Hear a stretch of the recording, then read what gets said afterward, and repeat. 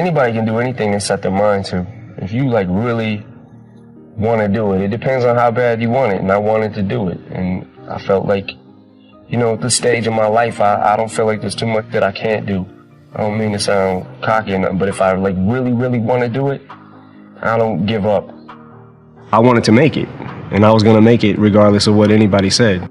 There was certainly like a rebellious, like youthful rage kind of in me. And there was also, you know, the fact of the no getting away from fact that I am white, you know, and this is predominantly black music, you know, and people telling me you don't belong, like you're not gonna succeed because you're this color. Then you wanna show those people that, you know, that you can and you will.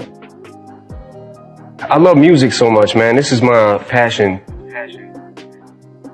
Rap is just, you know, it's everything to me. I feel like, you know, I really believe in freedom of speech. I can't even stress that enough. I feel like, especially artistic expression, you know, I believe an artist should be an artist and be able to say whatever he wants to say, whether you think it's good or bad, you know. This is my world. This is, you know what I'm saying? Like, this is what I do. I was reserved and I was shy and I was scared to like had it in me, but, you know, wasn't quite sure how to bring it out yet in a I don't know, in a positive way, I guess, and show people. Like, I really felt like I wanted people to hear me so bad, and I wanted to do my bit, but it was like, you know, them jitters and them, I'm scared, I'm not scared. You know, that whole struggle and everything, especially early on for me, you know, which I love being on stage and stuff like that. Once I got a mic, I was cool, but it was that prompted me to do it and get up there and not be scared to grab that and just rock. Well, I came up through the hip-hop scene, the local hip-hop scene in Detroit. You know, everything back then was just about battling. I mean, if you wanted to make a name for yourself, the battle scene was also, it was so huge. I mean, there was battles every couple months where, you know, anybody who was anybody was trying to make a name for themselves would come out. I would have written lines, I would have punchlines, you know, that I'd be prepared to say at any time, and I would kind of figure out, kind of on the spot, like what punchlines I would pick and choose for this person that was in my face, but also be able to mix freestyle in with it. That would be the basic formula I would follow, is have my punchlines ready to go, you know, but also be able to say something spontaneous too. I grabbed the mic, like in front of actual people that mattered, you know what I'm saying? Like at a club, I got booed. I remember that. It was very traumatic for me. And I think I had, at that point, like the 8 Mile thing was kind of, that's what I started taking from or whatever. And I think I went home like, man, I quit. Right. And then, you know, maybe a couple days later, a week later, I got the urge, like, nah, man, I gotta get up, gotta do it again. I think one of my greatest inspirations or things that I would feed off of basically was just obviously people not believing in the cloud of doubt that kind of I felt hung over my head and wanted to just prove everybody wrong. I finally found something that, yeah, this kid over here, you know, he may have more chicks, like he may have better clothes or whatever, but he can't do this like me. You know what I mean? He can't write what I'm writing right now. And it started to feel like, you know, maybe Marshall's getting a little respect. My dream was for like, to be able to one day, like hear rappers that I looked up to on the radio and be like, yo, what if Jay-Z, whoever, what if they heard of me? What if they thought I was dope? You know what I'm saying? Like that was where my mentality always was with it. A character that I've created on this record, I don't think it's no different than, at least I don't feel like it's any different than a character in a movie, you know? Like, or South Park, what they do in South Park, Family Guy.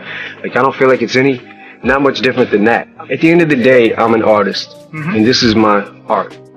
You know what I mean? Like, as fucked up as it may seem, or people may think it is, or as ridiculous as these thoughts may be, I think that, you know, I'm an artist, and it's kind of like almost just making a painting.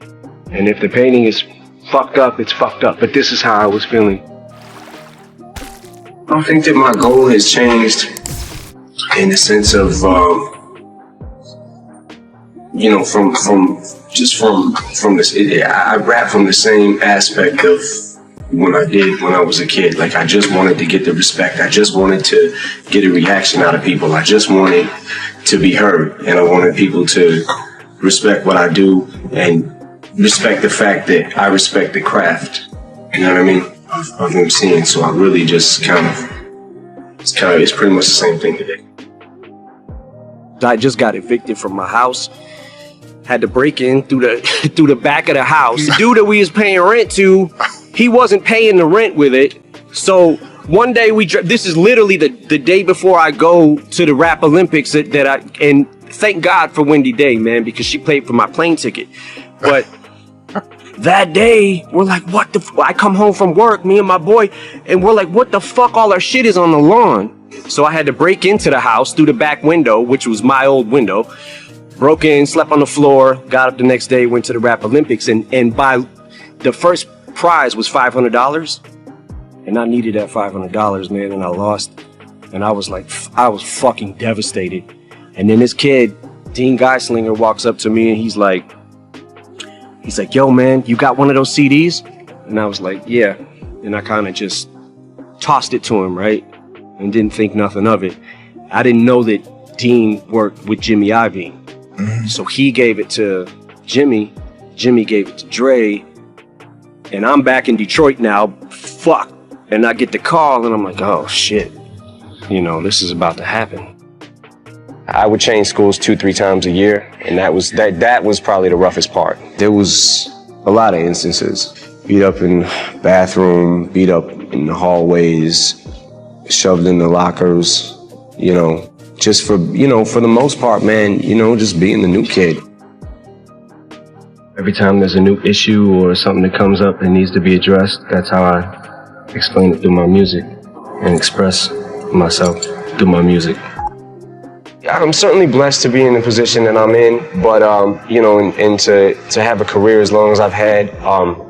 But there's something about those days that was special. You know, it was that time period, just being young and just not knowing what exactly was going to happen, and kind of the thrill of the chase. It almost made it fun, you know. A week home, I started taking Vicodin again, and still trying to, like, I think at that point in time, I still felt like I was kind of like, I can juggle this, I can do this, I can take it, you know, today, and maybe tomorrow I won't. When I was doing the 8 Mile movie, and that's when I kind of first got introduced to Ambien, and the schedule that we were on, we were working like 16-hour days, and we'd have this little like 6-hour window to go home and go to sleep, and it was an hour drive from the set and an hour drive back. So what's that mean? I have 4 hours to get some sleep. So I got introduced to Ambien on the set of 8 Mile, and I got into the habit of taking it every single night. By the time the movie was wrapped, went on tour. Now I need it every night after a show. Yeah. You know what I mean? And then it got to where I became dependent on the sleep medications. And then there was like it's a real blurry line, like if I actually had a problem with alcohol or I didn't. And I think that if I never had drugs if I never had pills to fall back on, I would have had a full-blown, I'd have been a full-blown alcoholic. When I ended up in rehab, I had to while I was in there, I really had to reassess, go back and just evaluate and just reassess things and slow down. Kind of, the Detroit mentality to we're kind of the underdog. I feel like we've always been the underdog, and that's kind of how, I've always taken that, kept that with me. You know what I'm saying? That I want to say fighting spirit that Detroit has. Because Detroit, is so resilient. I feel like our people there, we have this, kind of Detroit versus everybody mentality. Because I feel like people, the way that people look at us, they always count us out. You know what I'm saying? So I know that that attitude is displayed a lot in my music, but I think that that's where it comes from, is just from, just feeling like we're being counted out. Don't be afraid to try whatever, even if the idea in the beginning is stupid. Yeah. Because a lot of ideas in beginning stages, not mine, of course, mine are just insane from the moment I think of them. Of course. But sometimes ideas, they're not always the greatest. Yeah. No, I mean, Don't be afraid to fail, basically, to get somewhere else, to get on the journey. Absolutely. Yeah. So if you say one thing that's going to spark another thing to lead to a better thought, Yeah. always right, and I probably always will. I don't know at what point, whatever point I decide, like, I'm gonna put the mic down or whatever happens with that, I do feel like I always want something to do with the music. So whether it's producing or whatever, ends up happening, I think that I just want something to do with it. Music is always gonna be in my head, so. Like, I'm not gonna front, like, sometimes it gets hard to try to balance them out, but I'm a father before I'm a rapper.